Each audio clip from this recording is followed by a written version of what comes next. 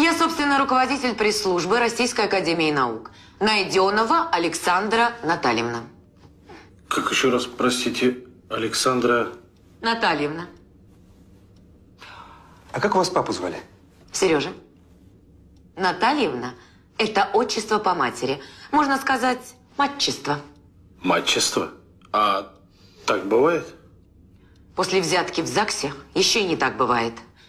И вообще, вы свои мужские шуточки бросьте. Я, между прочим, феминистка. С женщинами? Нет, это лесбиянка. Баба-мужик? Нет, это трансвестит. Кто свистит? Никто не свистит.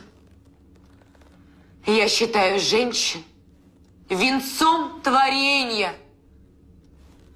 А мужчин гендерными узурпаторами. А, понятно.